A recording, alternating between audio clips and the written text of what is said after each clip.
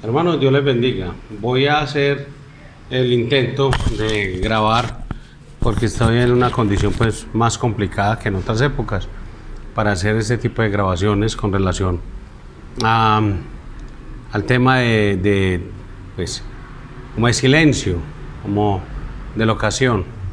Ustedes saben que hay algunas limitantes en este momento, limitantes físicas, y bueno, tenemos algunas restricciones cuanto al salón en este momento. Luego ustedes sabrán a qué me refiero, pero por ahora pues quiero compartir con ustedes un tema sobre las razones bíblicas en contra del divorcio y el nuevo casamiento. Entonces yo le ruego que sea muy paciente. Vamos a tratar de ser lo más pastorales posibles porque es un tema muy álgido, muy complicado, un tema que va a generar a algunas personas mucha inquietud, obviamente porque eso hace la palabra casi siempre. Y bueno, yo en la experiencia pastoral y como cristiano me he enfrentado con muchas situaciones en las que hoy estaba en una condición y luego paso a otra por el aprendizaje de las Escrituras. Bien, vamos a orar al Señor, vamos a pedirle al que nos guíe y nos dirija. Y bueno, mientras suena el teléfono, que casi siempre es la misma persona que llama a pedir las mismas cosas, normalmente no hemos tratado de que la gente utilice la consejería de la iglesia, la hermana Nancy, pero hay gente que sigue saltando al conducto regular. Bien, en fin, por allá mi esposa me ayudó contestando. Vamos a orar al Señor. Padre, gracias te doy en el nombre de Jesús. Gracias por lo que nos enseñas. Gracias por permitirnos estudiar este tema, que es el segundo más importante después de la salvación en los temas que hoy en día se tratan en la iglesia.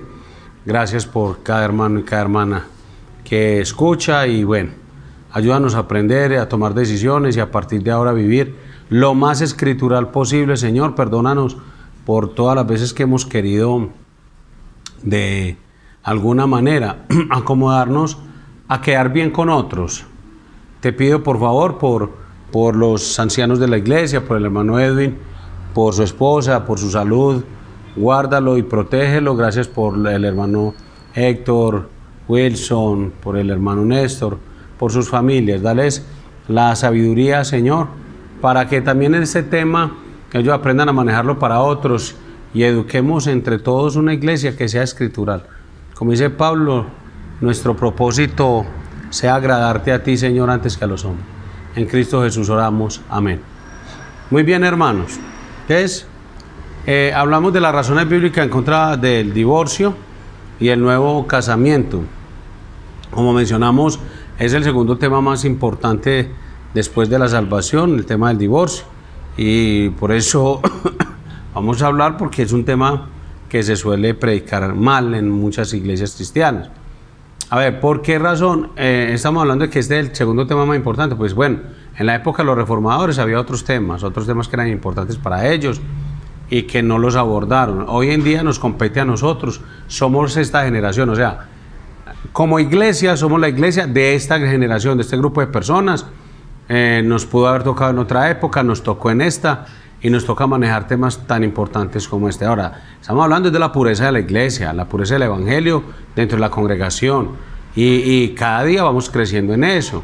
Entonces, decisiones se irán tomando a medida que vamos avanzando en el crecimiento del Señor Jesucristo. Es que es de toda la vida, crecimiento, conocimiento y obediencia a las Escrituras. Entonces, hay iglesias, por ejemplo, donde se admite el divorcio por cualquier razón.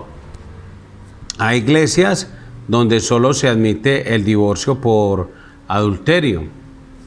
Entonces, en algunos casos, pues, por lo que sea, y en otras ya dicen que es por adulterio, abandono y por violencia. En otras se admite por infidelidad y abandono. Y por último, en otras solo se admite el divorcio por adulterio. Bien, entonces ya vimos como 4 punticos de 4 posturas sobre lo que admite la iglesia. Estoy hablando de la iglesia, no estoy hablando del mundo, estoy hablando de gente, de iglesias cristianas evangélicas en el mundo entero, y que admiten el divorcio por estas razones. Ahora, ninguna de estas interpretaciones es bíblica, es decir, no es correcta. Y dicho de otra manera más clara, toda esta interpretación, entonces, si no son correctas y no son bíblicas, entonces son pecado. Entonces, estamos creciendo. Le dejo a su reflexión, en oración, con humildad, hermano. Pero si algo quiero yo pedirle al Señor es que en nuestra iglesia no se hable de divorcio. Que en nuestra iglesia se hable de unos matrimonios puros, consagrados, dedicados al Señor. Unos matrimonios que exalten y honren al Señor y que no busquen ninguna justificación para quebrantar algo que Dios ha establecido en la palabra. Entonces vamos a hablar inicialmente de un estudio, hacer un estudio sistemático más o menos, algo breve, sucinto, bien precisito, de lo que es este tema acerca del divorcio. Entonces, si nos fijamos en algunos pasajes de las Escrituras, como base para el estudio del tema del divorcio, vamos a ver, por ejemplo, qué dice Dios, porque es que esa es la pregunta clave de la iglesia cristiana histórica, del cristianismo primitivo, donde nosotros, que le preguntamos al Señor, ¿qué dice la palabra? No es qué dicen los hombres, qué dicen los bautistas, qué dicen los pactistas, qué dicen los presbiterianos, no, qué dice la Biblia. Y de hecho, cuando hablamos de los bautistas, por ejemplo, ellos, no es que digan los bautistas, sino que ellos tienen fundamentado que si no dice la Escritura, no lo aceptan, y entre nosotros, pues, creemos que eso es firme y nos apoyamos y nos apropiamos en eso. Entonces, ¿ahora qué vamos a decir? Bueno, ¿qué dice la palabra? Malaquías 2:14 dice que el matrimonio es un pacto. Parta de ahí, tome nota. El matrimonio es un pacto y la implicancia y la derivación que eso tiene. Malaquías 2:16 dice, yo odio el divorcio, dice el Señor, hermano. Yo creo que con estas dos notas ya sabemos hacia dónde apunta todo esto, hermano. Tercero, Lucas 16:18 dice, todo el que se divorcia y se casa con otro comete adulterio, y el que se casa con una mujer divorciada comete adulterio. Mire lo que dice el texto. Marcos 10:11 dice, quien se divorcie y se case con otro comete adulterio, y si el divorciado se casa con otra comete adulterio. Romanos 7, del 1 al 3 dice, una mujer casada está ligada por ley a su esposo mientras éste vive, pero solo si el esposo muere, la mujer queda libre de la ley que le ligaba a él. De modo que si ella se une a otro hombre mientras el esposo vive, comete adulterio. Pero si el esposo muere, ella queda libre de esa ley y puede unirse a otro hombre sin cometer adulterio. 1 Corintios 7:39. El cónyuge está todo el tiempo vinculado al otro cónyuge mientras vive, pero si muere, queda libre para casarse con quien quiera. Éxodo 20:14 dice, no cometerás adulterio. Entonces, mire todos los textos. Yo espero que usted haya tomado nota, hermano, y que lo revise usted solito en su casa y que vuelva y reflexione sobre eso. Por tanto, 1 Corintios 6, 9 y 10 afirma, no erréis, ni los fornicarios, ni los adúlteros heredarán el reino de Dios. Entonces, a partir de estos textos y de esos versículos, lo que acabamos de leer, vamos a dar 5 razones bíblicas en contra del divorcio, del nuevo casamiento del divorciado. La primera razón es que en todo matrimonio existe un pacto vigente y una promesa permanente. Eso es lo que dice la Escritura. Entonces, en cuanto al pacto, según vemos en el libro de Malaquías, capítulo 2, versículo 14, dice, yo soy testigo entre tú y la mujer de tu juventud, a la cual has sido desleal, cuando ella es la mujer de tu pacto. Mire lo que dice el texto bíblico. Note que el texto habla del verbo ser, es, y lo subrayamos. Es tiempo presente. Y en otras versiones se habla en gerundio, como un presente continuo, como que está siendo. O dice, como entre tú y la mujer de tu juventud, la cual has sido desleal, cuando ella ha estado siendo la mujer de tu pacto. Entonces, cuando decimos eso es porque la idea que transmite el texto es que sigue siendo esposa, aunque el cónyuge desleal haya sido infiel. Por tanto, el vínculo no se rompe por el pecado del otro. Entonces, mire que hay una cosa que se usa mucho. Por eso dije que hay 4 motivos en las iglesias que son antibíblicos para aprobar el divorcio. Entonces, hay personas que llegan, pastor, pero es que mi esposo me fue infiel. ¿Qué importa? Pero mire lo que dice la Biblia. O sea, que no importa el pecado del otro, usted sigue siendo casado, eso es lo que dice, sigue siendo esposa, aunque el esposo desleal haya sido infiel, o sea, el pecado del otro no rompe el vínculo pactal, es que estamos hablando de eso, no lo rompe. Ahora, la Biblia, la palabra de Dios y la voluntad de Dios dice que el matrimonio, de acuerdo a lo que hemos leído y hemos aprendido, es que sea en el rito que sea en el país que sea en la época que sea en la cultura que sea, quien case a la pareja, y sea por civil o por celebración religiosa, ese matrimonio siempre es un pacto en el cual Dios está presente como testigo y a la vez Él toma la palabra de ese compromiso de promesa a las personas que se casan. O sea, ahí no hay nada, porque es que puede aparecer alguien, no, es que yo me casé en tal época, yo era muy inocente, yo era muy ingenuo, me casó fue don fulano, me casó doña Perana y tal cosa. No. Eso aquí no, hermano. Lo que estamos aprendiendo es que es un pacto, Dios está presente como testigo y Él toma la palabra del compromiso de esa promesa, hermano. Entonces, un pacto no es un contrato, como algunas personas enseñan. Un contrato se rompe cuando una de las partes falla, pero Dios, que es el legislador del matrimonio, ha establecido claramente en ese matrimonio que Él ha dado, no sea un contrato, sino un pacto indisoluble. Prueba de que no se disuelve lo tenemos en algunos pasajes de la Biblia. No se disuelve. Marcos 19 dice, lo que Dios ha unido por la palabra prometida en el casamiento y por ponerse bajo la ley del pacto matrimonial, no lo separe el hombre, eso dice Dios. Entonces se puede ver que en ese no lo separe es un mandamiento, por lo tanto, cuando todo hombre lo separa, está rompiendo, es el mandamiento, es pecado, es decir, está cometiendo una infracción de la ley de Dios.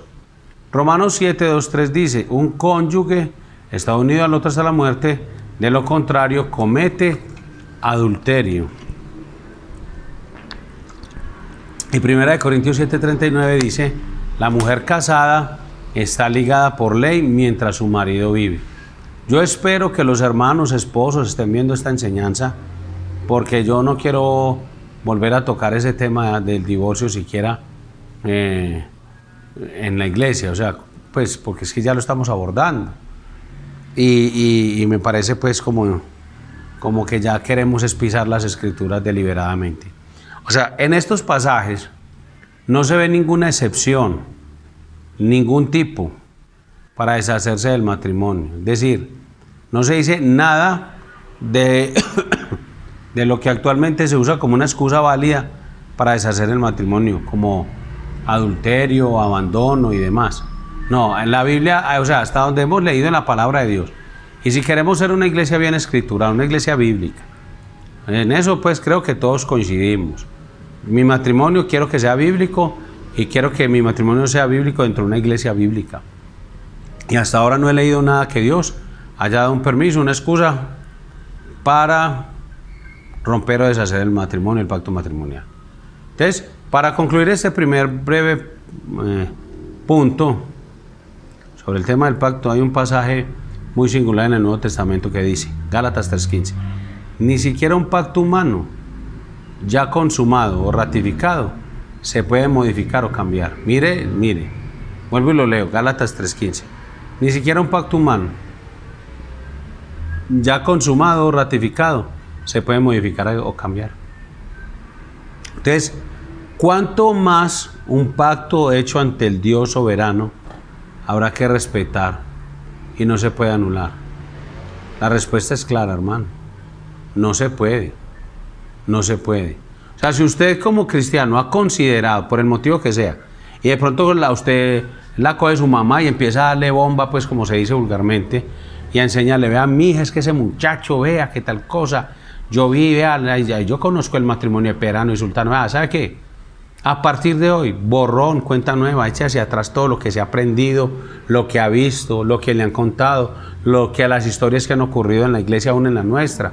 No, empecemos a partir de hoy, mi hermano. Y a su mamá, mándela a que coja coco a Warner, hermano. Y si es su papá también, que vaya que lo peinen. Porque es que, hermano, Dios no dice, no se puede, César, no se puede anular el pacto matrimonial. Entonces, es que ese cuentecito, pues, como de que si no somos compatibles, primero si nos conocemos, si no nos conocemos y tal cosa. No. Por eso, por ahí hay unos muchachos como que tienen intención de casarse. Espero que estén viendo este temita.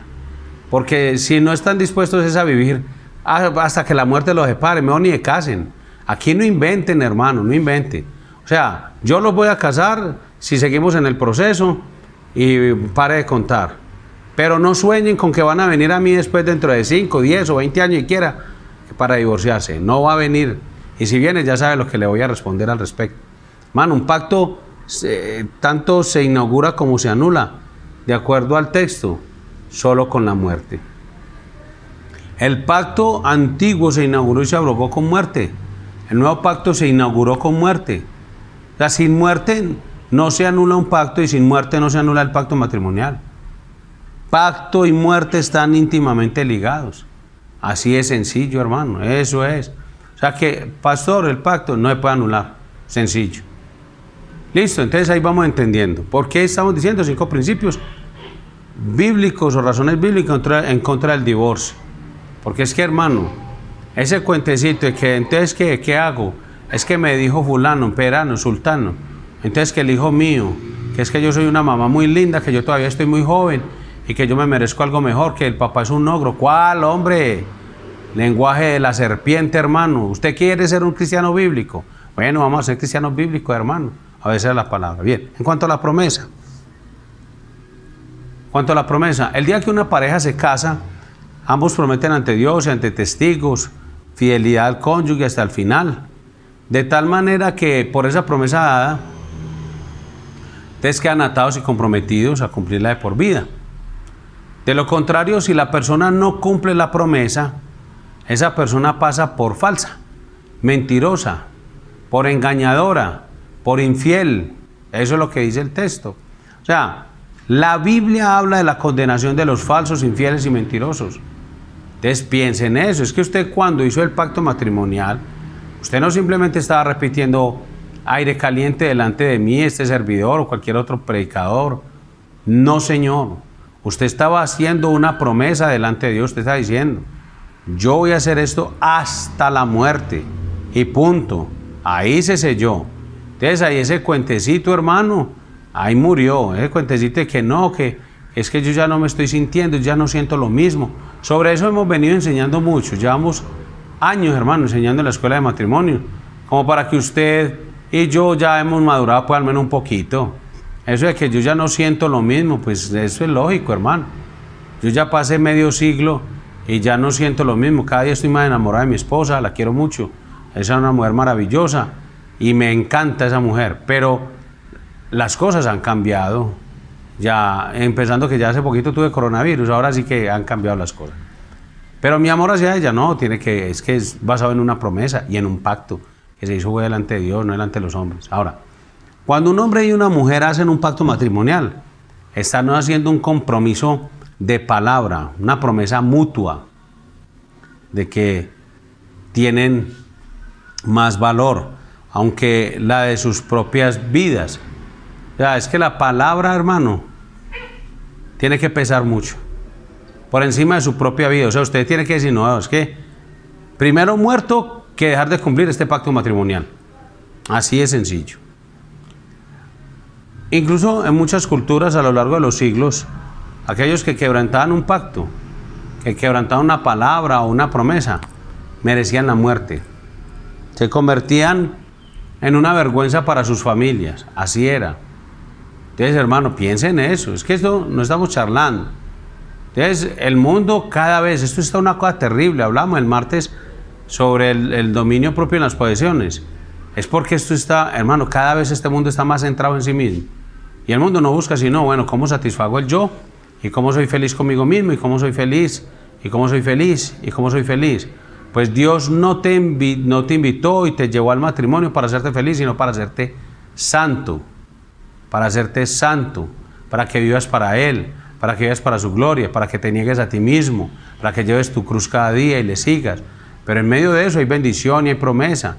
No significa que el matrimonio entonces es una cruz y que entonces no lo podemos disfrutar. No, el matrimonio es para deleitarse en Él, para gozarse y regocijarse. Es una bendición el matrimonio, pero hermano, con los sufrimientos que vengan, gloria a Dios por eso, porque hay santificación.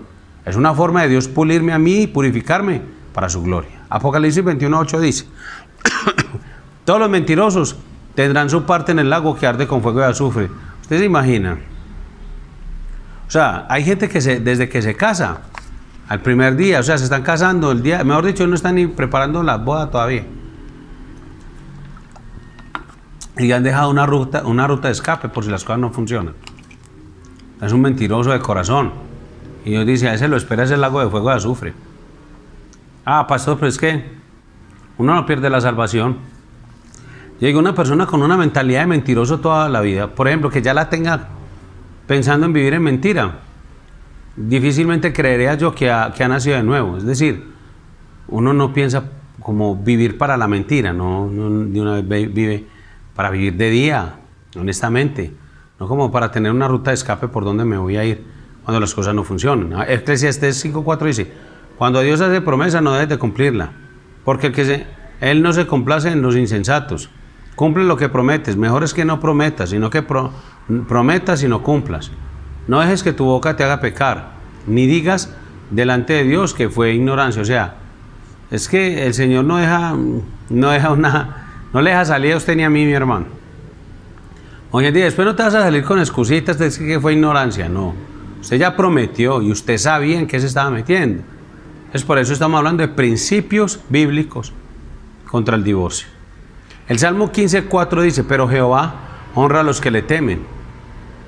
Jehová honra a los que le temen. Por ejemplo, el que aún jurando en su propia contra, no por eso cambia su palabra. O sea, se metió, se casó, todo el mundo le dijo, vea mi hijo, esa mujer no le sirve. Esa mujer es peleadora, es mala hija, es grosera con la mamá, es irrespetuosa con el papá, no le gusta hacer oficio, es cochina. Es mirona con otros hombres, no le sirve. Vea, se casó. Ah, Dios honra al que le teme, o sea, aquel que dice, bueno, ya mejor dicho, metí las de caminar y hasta que la muerte me depare, si sea sufriendo 50 o 60 o 70 años con esta mujer, un martirio, pero es el precio que tendré que pagar porque no hice caso al consejo del pastor o de mis ancianos o de mi líder. Lo mismo le pasa a una muchacha, ¿cierto? Que uno le diga, oiga, vea, ese muchacho no sirve para nada, es un vago, un perezoso, un mal hijo, un grosero. Eso no le sirve y no para estar jugando play y ser un youtuber y un influencer, no sirve para nada. ¿Qué va a perder el tiempo ahí? Le toca ya quedarse casada, porque la Biblia dice.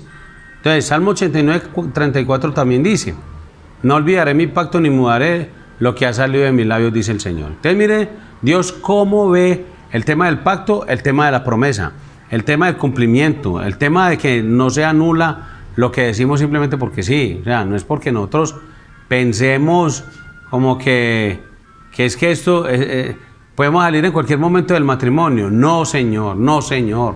La iglesia cristiana evangélica, cuando todo esto siga avanzando en su deterioro moral y ético y espiritual, la iglesia va a tener matrimonios firmes y permaneciendo hasta que la muerte los separe. En conclusión, un creyente, siendo aún la parte inocente, oiga, un creyente que aunque sea la parte inocente, por abandono, por adulterio o por violencia, no puede romper su parte del pacto volviéndose a casar, porque si lo hace, adultera el pacto, y si rompe su promesa, se convierte en un mentiroso. De la misma manera que antes adulteró y mintió el cónyuge culpable. O sea, termina igual que el cónyuge culpable. Entonces, mire, aunque usted sea cónyuge inocente, por abandono, adulterio y violencia, usted no puede romper el pacto matrimonial, ni quebrantar, ni anular la promesa. Si lo hace, usted queda igual a su cónyuge, al cónyuge culpable. Oiga, pues, así de sencillo, pues, para que usted lo entienda. Espero ser muy claro en esto. Ahora, romper el pacto matrimonial de forma posterior al cónyuge culpable no anula el pacto, que aún existe entre ambos cónyuges y ante Dios. Porque si algunos esperan, entonces, por ejemplo, no, casi que yo hago que Diana se consiga novio, un pollo, para que me adultere. Entonces yo ya después de que yo adultero digo, ya tengo permiso. Y ahora sí, me puedo divorciar de ella. Y puedo hacer esto y aquello. No, señor. No. Aún después de que el cónyuge culpable cometió lo que cometió, eso no anula el pacto. Así de sencillo. Todo el Antiguo Testamento, no vemos a lo largo de siglos que se haya registrado ni un solo divorcio en los matrimonios del pueblo de Dios. Ni un solo divorcio. A pesar de que habían matrimonios conflictivos en los patriarcas, pero en ninguno se veía divorcio.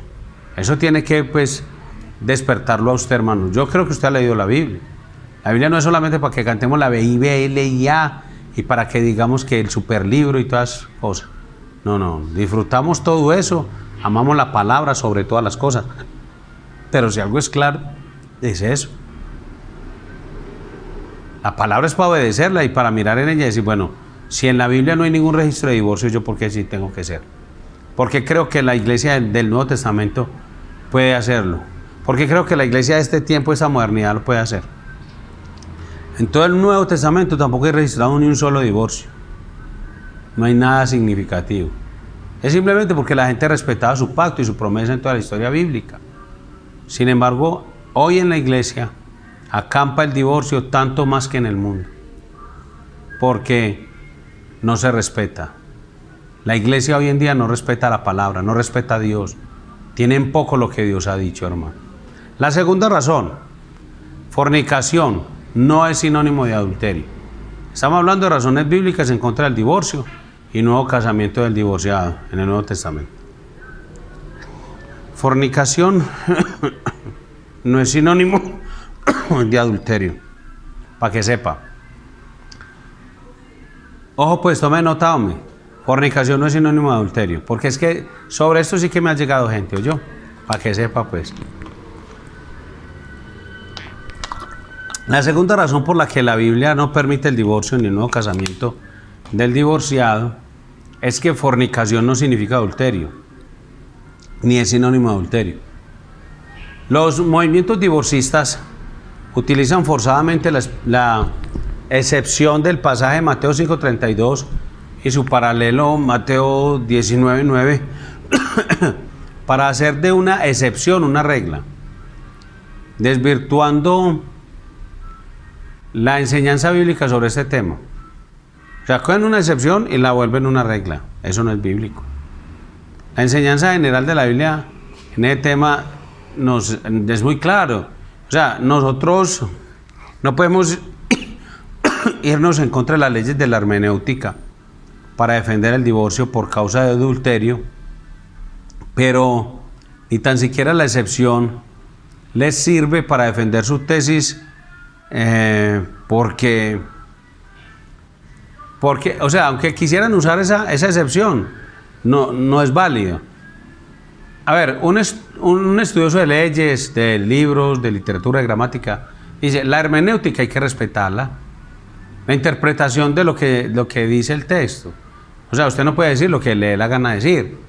Entonces, por ejemplo, en el respeto de la hermenéutica, usted no puede decir que esto significa lo mismo. Porneia, fornicación, en griego, es muy distinto a adulterio, moicheia, en el mismo griego. Entonces, mire que muchos divorcistas utilizan ese texto para decir que es que Dios dejó en la excepción y que tal cosa. No. Présteme atención, porque usted se va a ayudar a usted mismo, va a dejar de soñar con el divorcio y va a ayudarle a otros. Y a partir de hoy va a vivir hasta que la muerte lo separe con su esposo. A ver, si Jesús quisiera referirse al adulterio en esos pasajes, ¿por qué utilizó la palabra porneia, fornicación, y no la palabra adulterio, moicheia? Jesús da una buena evidencia en Mateo 19:9 y Mateo 5:32. Él habla de que él conocía perfectamente las dos palabras, fornicación y adulterio. O sea, No es que Jesucristo hablaba por hablar. ¿Usted sí cree que Jesús, el Hijo de Dios, el Verbo encarnado, Él va a hablar por hablar? O sea, Él dijo algo suelto y todo y como que... No, Señor. Cada palabra en Él es importante, cuenta, tiene significado y propósito. Entonces, cuando Él dijo lo que dijo, lo dijo con intención. De hecho, Él usa las dos palabras en el mismísimo pasaje, pero las usa intencionadamente de forma separada. Porneia y moicheia. O sea, Él está diciendo, hablando de fornicación y de adulterio, y las habla en formas distintas dentro del mismo texto. Entonces, para que lo tengamos presente. Entonces, si Él las usa separadamente, nosotros, ¿quiénes somos para cambiar fornicación por adulterio? Si el mismo Hijo de Dios, nuestro Señor, la palabra, el verbo, el logos, no lo hizo. Él no usó estas palabras así, de forma indiscriminada. ¿Por qué usamos adulterio como si fuera fornicación y viceversa? Si Jesús no lo hizo. Por otro lado, en otras partes del Evangelio, el mismo Jesús usa separadamente las palabras fornicación y adulterio. Por ejemplo, Marcos 7:21. Porque dentro del corazón de los hombres salen los malos pensamientos, los adulterios, moicheia, las fornicaciones, forneia. Así que Él está diciendo en el mismo texto, si las dos cosas significaran lo mismo, a ver, si yo, que soy un hombre finito, limitado, pecador, yo digo, pero es que las dos cosas significan lo mismo, ¿para qué voy a usar dos veces lo mismo? Entonces voy a decir dos veces la misma palabra dentro de una misma frase, voy a quedar como un ridículo. Pues que eso obviamente, pues, aunque no es el punto, pero no pasaría, mucho menos el Señor Jesucristo. Entonces en este caso, Él usa por separado estas palabras porque quiere hacer la distinción, porque cada una significa cosas distintas. Entonces, ahí se ve y se prueba claramente que fornicación no es adulterio, y también se prueba que Jesús usa las dos palabras separadamente, porque cada una de esas palabras tiene un significado diferente. O sea, Él lo está haciendo es porque eso significan cosas distintas, para que entendamos, para que los divorcistas a partir de hoy dejen de estar pensando en esa posibilidad.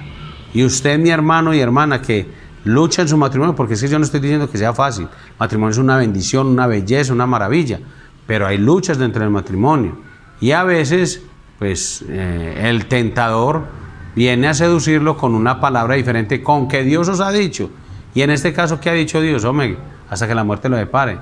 ¿Y qué dicen entonces? No, pero es que si de pronto uno no se siente bien, si uno ya después de conocer, si uno ya no puede, tal cosa, el matrimonio, que es que yo ya no siento lo mismo, estoy experimentando un conocimiento nuevo, tal. No. Eso no es así. Adulterio es solo sexualidad ilícita contra el matrimonio siendo casado. Eso es adulterio. ¿Listo? Sexualidad ilícita siendo casado. Fornicación. Ese es un término más polisémico. Es decir, una palabra más amplia que tiene bíblicamente varios significados. Polisemitismo es cuando una palabra puede significar algo diferente dependiendo del contexto en el que se encuentra. Eso lo hemos enseñado de diferentes maneras. Entonces, por ejemplo, fornicación puede significar relaciones sexuales como solteros, puede significar inmoralidad, puede significar idolatría espiritual, puede significar uniones inválidas, incesto, bigamia, matrimonios del mismo sexo. Entonces, precisamente porque adulterio y fornicación son dos cosas distintas, el Señor las utilizó intencionalmente, esas dos palabras, en el mismo versículo de Mateo 5:32 y Mateo 19:9. Ahora, si eso no significa nada para usted, pues entonces yo no sé qué va a significar, porque es que para mí es muy significativo que el Señor dentro del mismo versículo use dos palabras distintas, porque Él quiere dar una enseñanza de que son dos cosas distintas. Bueno, si el Señor hubiera querido decir en el texto, excepto en caso de adulterio, Él lo hubiera dicho claramente, porque Él conocía la palabra adulterio. Pero si usó la palabra fornicación, es porque quiere decirnos otra cosa, no adulterio. ¿Le llaman la atención o no? Bien. La Biblia dice que el adulterio puede y debe perdonarse. La Biblia dice. Porque el perdón bíblico en el Evangelio de la Gracia está por encima y superior al adulterio. Así es. En todo caso, el Evangelio solo nos permite separación entre los cónyuges en casos fuertes de adulterio, violencia, etc.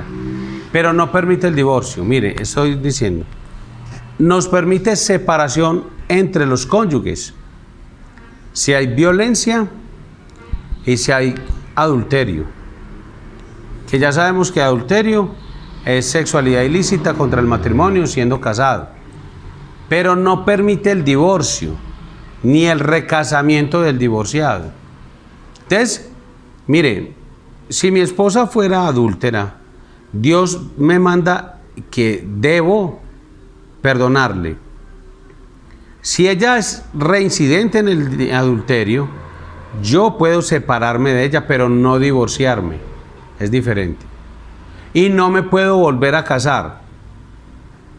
Lo que dice la Biblia. No debo volverme a casar. 1 Corintios 7, 10 y 11 lo vemos, donde el versículo 11 dice, si la mujer se separa de su marido, que no se case. Entonces, la palabra griega que se usa en el texto de 1 Corintios 7 para separación es corizo, que significa separarse, irse, marcharse de, apartarse, etc. Entonces, no se usa la palabra apostación, que significa divorcio, que es precisamente la palabra que aparece en Mateo 5:31 y 19:7 en el contexto del tema del divorcio. Entonces mire que son muy diferentes. El Señor está diciendo, su esposo es un adúltero, sepárese de él. Su esposo es un violento, sepárese de él, pero no de divorcio. Entonces la palabra es separación, apartarse y todo, pero no divorcio, que es apostación. Ahí está muy claro el texto. Porque es que la separación es incluso una disciplina bíblica que va a permitir una futura y potencial reconciliación. O sea, en el caso de que no la hubiera, la persona debe quedarse sola. De lo contrario, rompe su promesa y va a adulterar su pacto de matrimonio. Entonces, la esposita que puede ser víctima de adulterio o de violencia, entonces no se va a divorciar y no se va a unir en matrimonio con otra persona. No importa quién lo diga, hermano, no importa quién lo diga. Es que dice la palabra de Dios. Usted quiere ser bíblico, usted quiere honrar a Dios. Bueno, yo quiero honrar a Dios. Quiero una iglesia que honre a Cristo Jesús por encima de todo. Creo en la supremacía de Cristo, en su señorío sobre la iglesia. Entonces creo que es lo que Él diga, lo que debemos obedecer. Y entendiendo esto, esos principios o razones bíblicas contra el divorcio, creo yo que esta razón es supremamente importante para que dejemos de considerar como una excepción. Entonces, nos extendemos en todo esto porque es muy importante comprender que fornicación no puede ser nunca adulterio, porque si aplicamos en el pasaje de Mateo 5:32 el intercambio de la palabra fornicación por la palabra adulterio, como lo hacen los divorcistas, entonces el resto del versículo se contradice y pierde sentido. Fijémonos en Mateo 19:9 o Mateo 5:32 y empecemos por la última parte de estos versículos donde dice: quien se casa con una inocente, repudiada o divorciada, comete adulterio. Entonces eso sugiere o surge la pregunta: ¿cómo puede el Señor Jesús decir en el mismo pasaje dos cosas opuestas? Primero, que una persona inocente puede divorciarse por adulterio, supuestamente, como dicen los divorcistas. Pero al final del texto el mismo Señor dice que esa persona inocente divorciada, si se vuelve a casar, comete adulterio. Entonces, eso es una contradicción. Y estamos hablando del Señor Jesús. Sí, es la importancia de la hermenéutica y la interpretación y el significado del versículo. Porque si o si no, terminamos diciendo, no, listo, el Señor dijo, él se equivocó, quién sabe por qué lo diría. Y casi siempre, pues, salimos por la fácil, no, quién sabe, muy raro. Algo querría decir, no, ahí está, el texto es claro. No le ponga lo que no está, hermano. No especule sobre lo que Dios no ha dicho. Estas dos cosas serían una contradicción en el mismo versículo, porque por un lado Jesús al inicio del versículo estaría permitiendo el divorcio, según los divorcistas. Y por otro lado, al final del versículo estaría impidiéndolo y todo dentro del mismo versículo. Eso es imposible, tal contradicción, hermano. Eso iría contra las leyes de la hermenéutica, la lógica, y Dios no se contradice. Otra cosa, la frase, quien se casa con la repudiada o la divorciada, comete adulterio. Se repite 4 veces en los dos pasajes de Mateo 5:32 y 19:9, en Marcos 10:11 y en Lucas 16:18. Entonces, los evangelios advierten hasta 4 veces la misma repetida importante idea. ¿Cuál es? El que se casa con la divorciada comete adulterio. El que se casa con el divorciado comete adulterio. Así de sencillo. Si Dios lo dice, hermano, 4 veces en los evangelios, ¿será que es que eso no importa, hombre? ¿Ah? Por eso les dije, hermano, hay muchas cosas que se han ido interpretando que de pronto los reformadores no le dedicaron el tiempo, porque en ese momento lo importante era la justificación por la fe, la sola gracia, solo Cristo, solo de gloria y tal. Sí, trataron también temas matrimoniales muy importantes. Pero hoy el problema es que tenemos unas iglesias llenas de personas que consideran la pureza del pacto como si fuera cualquier cosa, hombre. Que si pudiéramos pisotear el pacto matrimonial y la promesa hecha delante del Señor. Mire, entonces, aunque un inocente divorciado haya abandonado a su cónyuge,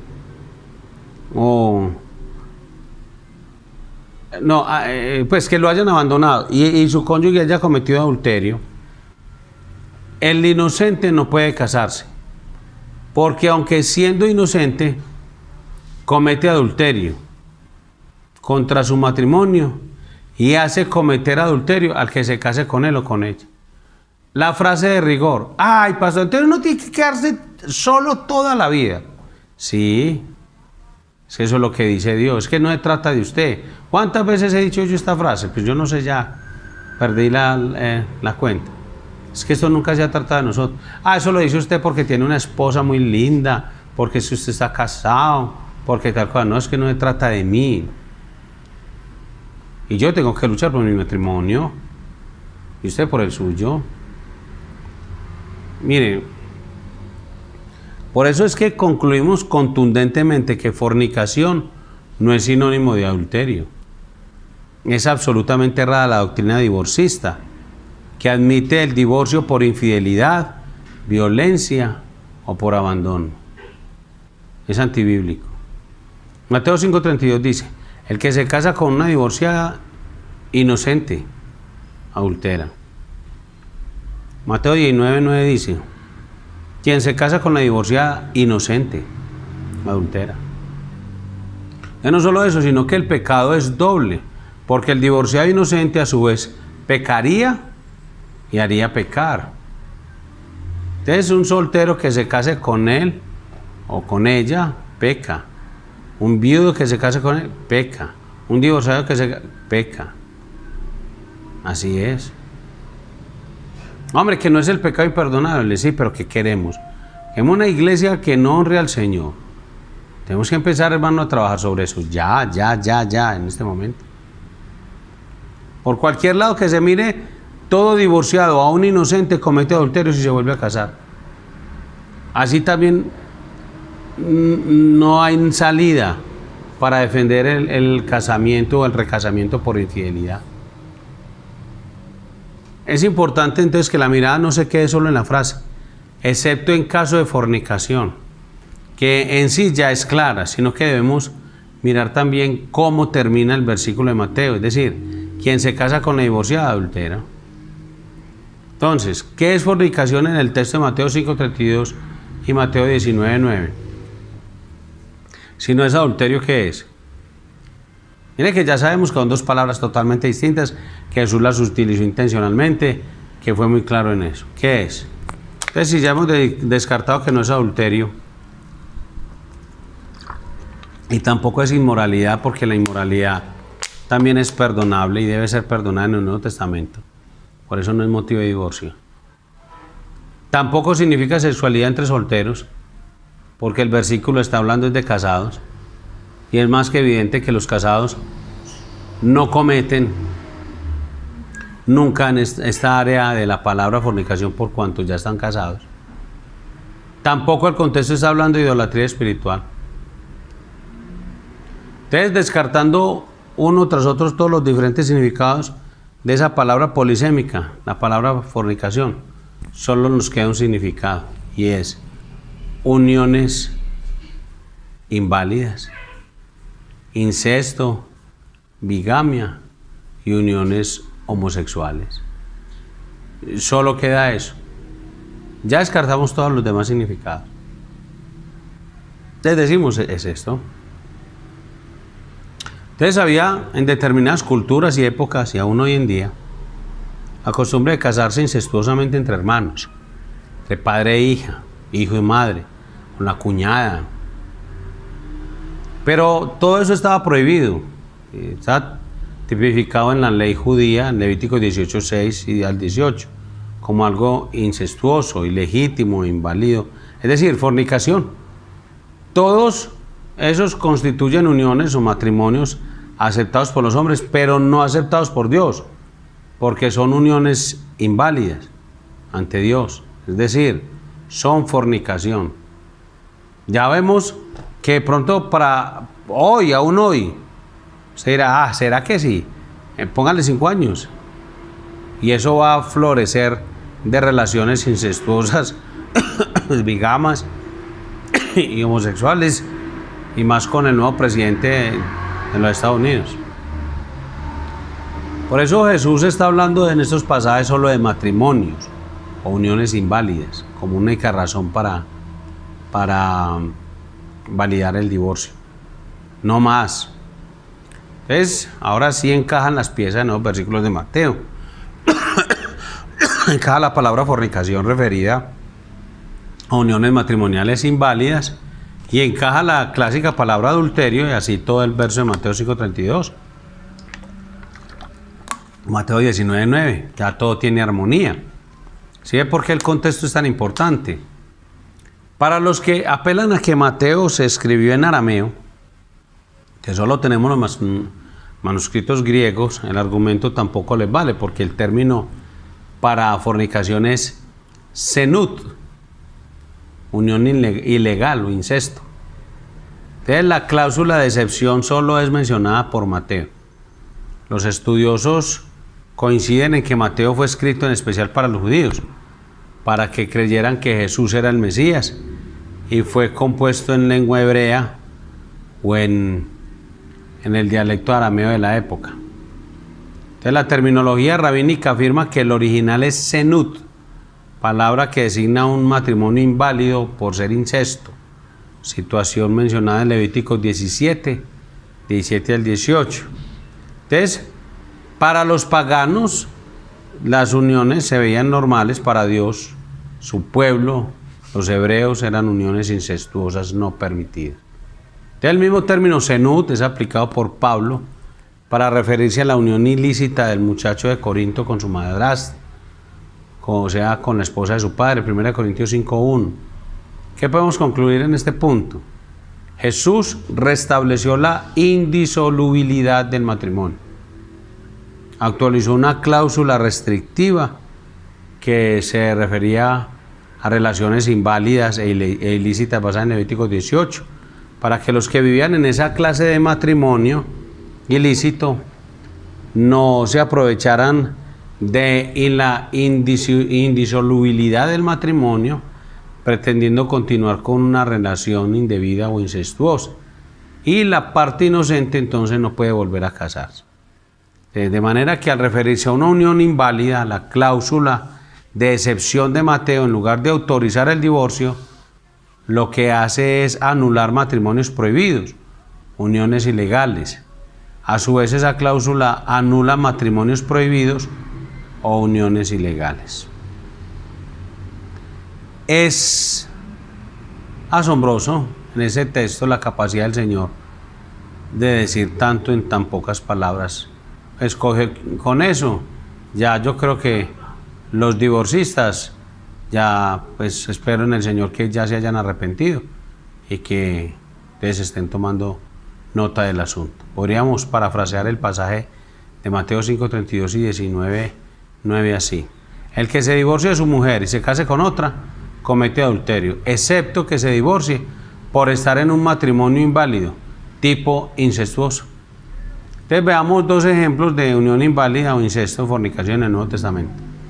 El primer caso es el de 1 Corintios 5:1, que lo conocemos pues mucho, cuando se usa la palabra fornicación, no adulterio.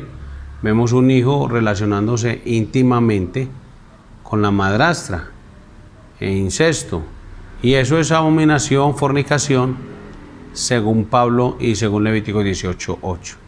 El segundo caso, Marcos 6, 17 al 19, Herodes se había casado con la mujer de su hermano, o sea, con su cuñada, la cual está prohibida en Levítico 18 y 16.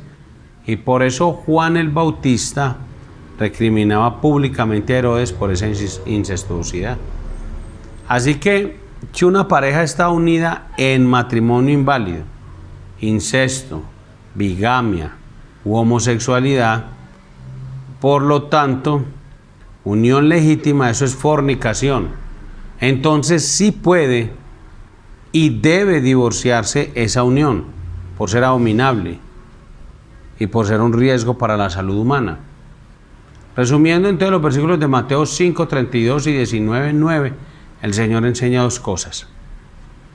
Primero, que los matrimonios de uniones inválidas, incestos, bigámicos, homosexuales, sí son divorciables. Claro que sí.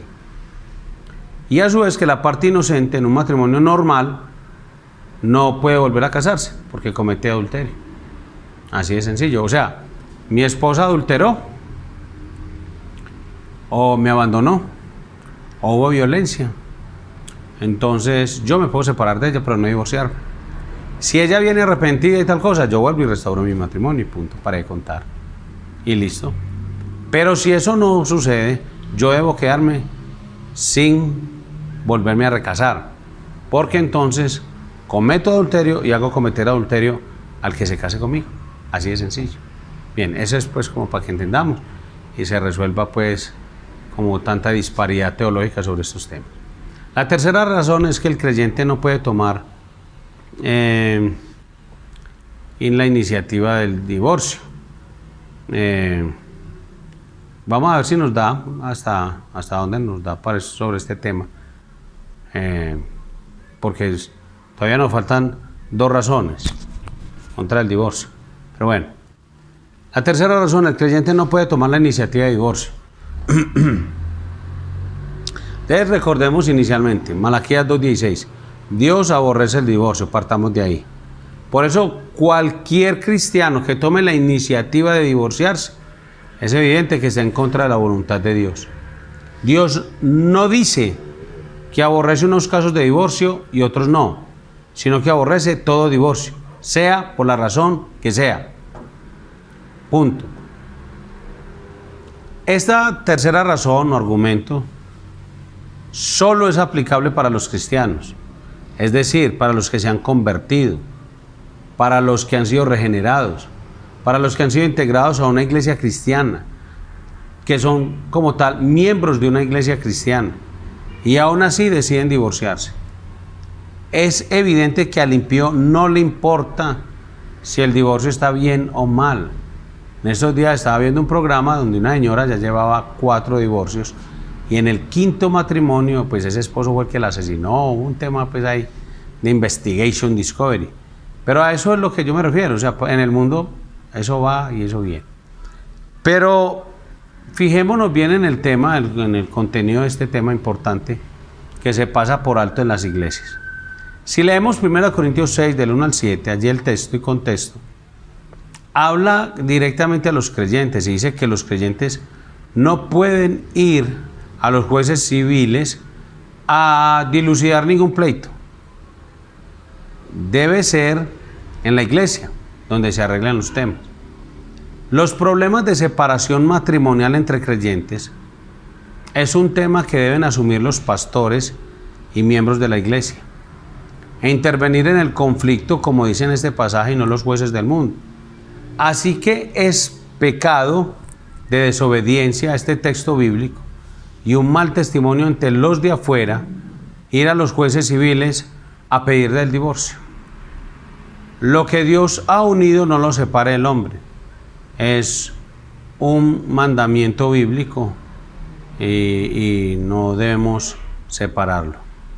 Dice el Señor, yo odio el divorcio. Así que en el pasaje de 1 Corintios 6 vemos cómo el que toma la decisión de divorciarse está cometiendo pecado, la decisión de divorciarse, porque está haciendo lo contrario a lo que Dios ordena.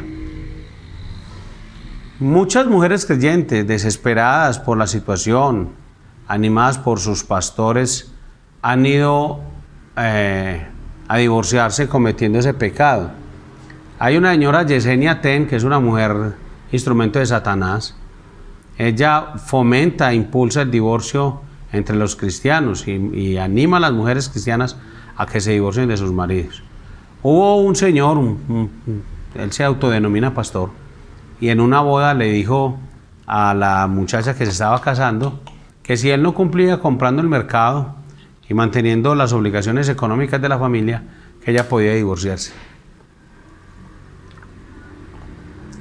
El creyente solo puede separarse, como dice el texto bíblico. Si la mujer se separa, quédese sin casar. 1 Corintios 7:11. O sea, solo puede separarse por violencia, abandono o adulterio, algo grave, pero no divorciarse. En ese caso. Y debe ir a los pastores de la iglesia para que le ayuden a resolver ese asunto. Entonces, algunos preguntan, ¿tengo que seguir viviendo con quien ese violento, adúltero, irresponsable, ese ogro? Pues la respuesta es no. Ya hemos dicho que Dios manda separarse. Solo permite separarse. Entonces, la palabra griega en el texto, 1 Corintios 7, para separación es corizo, que significa separarse, irse, salirse, apartarse de tal. Y dijimos ya, no es la palabra apostación, que significa divorcio, que es la palabra que aparece en Mateo 5, 31 y 19, 7, hablando del divorcio. Por eso cuando los divorcistas utilizan 1 Corintios 7 para alentar el divorcio, cuando la acción es solo separación, están cometiendo un grave error e incitando a las personas al adulterio, porque están motivando a la gente que haga cosas que la Biblia no está diciendo. Es el desconocimiento de las escrituras. El pueblo pereció por falta de conocimiento.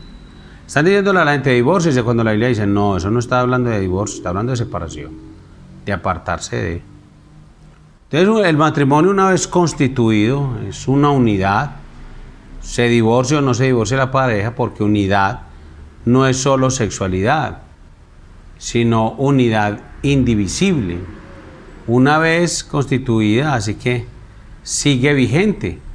Aunque los cónyuges no estén de acuerdo, se peleen o se separen, sigue vigente. O aunque no se lleve a cabo físicamente, es decir, aunque no tengan relaciones sexuales, sigue vigente. Sigue vigente. Entonces, de la misma forma que uno sigue siendo una unidad con una esposa que, por ejemplo, se haya quedado en cama tetrapléjica, cuadripléjica, a los pocos momentos de casarse, es igual. O ya no hay unidad, no, sigue siendo unidad. Entonces, aunque por estos motivos no tengan relaciones sexuales, uno sigue siendo unidad indivisible con su cónyuge. Es decir, está casado, así la persona se encuentre en la luna. No importa, está casado. y hay una unión indivisible. La distancia, las circunstancias no cambian ese estatus y vínculo de pacto y unidad. Porque la unidad la hace el compromiso, no el acto sexual. O sea que sigue siendo una unidad, aun por estar enojados. Por ejemplo, no, es que pues esto ya no es matrimonio, no, eso sigue siendo matrimonio. Tienen problemas y peleas, pero eso no tiene nada que ver. Entonces, pueden estar enojados por un tiempo, claro, eso pasa. Cuando uno se enoja con alguien, con un hijo, un amigo, un hermano, el vínculo no se rompe. Se rompe la comunión. Uno no deja de ser hijo por enojarse con sus padres. O por una fuerte discusión que hubo entre ellos y aunque el caso, puede ser un caso grave de maltrato y demás, y todo, el vínculo permanece. O sea, yo puedo ser el peor papá del mundo y maltratador, el abusador, todo, el peor de todos, pero no dejo de ser padre. Así es, de indivisible, de indisoluble el vínculo, hermano, en este caso. Lo mismo en el matrimonio. Aún habiendo enojos, diferencias, distancias, o incluso un divorcio humano, eso no cambia que sigan siendo unidad ante Dios. Mire lo delicado. Entonces, yo peco porque de pronto me dice don Filiberto que puedo divorciarme. Porque Filiberto utilizó mal un texto. En lugar de usar el versículo que habla de separarse, utiliza el versículo que dice divorciarse. Bueno, él se equivocó, hizo la embarrada, yo me divorcié y tal. Aún así, yo sigo estando unido ante Dios con mi esposa. Entonces, por eso dice el texto, no se divorcie, porque adultera. Entonces, no vemos, por ejemplo, que los hijos se divorcien de los padres ante los tribunales, ni a un padre ir a divorciarse de su hijo. Eso es un absurdo, sigue siendo padre e hijo a pesar de los conflictos, las diferencias, inclusive a pesar de la violencia. En el matrimonio es igual, siguen siendo esposos, aunque los jueces los separen. Entonces el juez se cree Dios, toma sus decisiones y separa un matrimonio. Pero aunque ellos hagan lo que hagan, siguen unidos ante Dios. De la misma manera, con el aborto, se mata una unidad viva. El divorcio es matar una unidad viva, el matrimonio. Una vida es la unión de dos partes vivas. Y el matrimonio es la unión de dos personas, ambos creados por Dios, y sobre ambas Dios decide, no el hombre. Entonces el divorcio es como el aborto, se mata algo que Dios ha creado. El matrimonio Dios hace de dos uno. En la concepción se hace de dos uno también. Hay que, a quien no abortaría, pero sí se divorciaría. Pero en ambas cosas son iguales. En conclusión de este punto, ¿qué podemos decir? Las autoridades de la iglesia son las que deben intervenir, disciplinar y aconsejar sobre el matrimonio. Ir a las autoridades civiles por un divorcio es prohibido por Dios. Es dar mal testimonio del Evangelio y en sí es pecado. Si Dios lo permite, vamos a hablar de los otros puntos en la próxima clase. Por ahora, hermanos, dele gracias a Dios, revise sus notas y si hay que arrepentirse, arrepiéntase. Pero a partir de ahora, hermano, usted debe vivir solamente para honrar a Dios, entendiendo esta verdad de la palabra. Y no importa quién diga qué, hermano. Hoy en día hay matrimonios desechables y la iglesia se está inundando de muchos divorcios y recasamientos. Que el Señor nos ayude. Que necesitamos una iglesia que en realidad honre a Cristo. Padre, gracias te doy en el nombre de Jesús. Gracias por mi vida y la vida de mis hermanos. Gracias por cada matrimonio. Guárdanos, Señor, para permanecer fieles, honrándote en el nombre de Jesucristo. Amén y amén. Que Dios los bendiga, hermanos.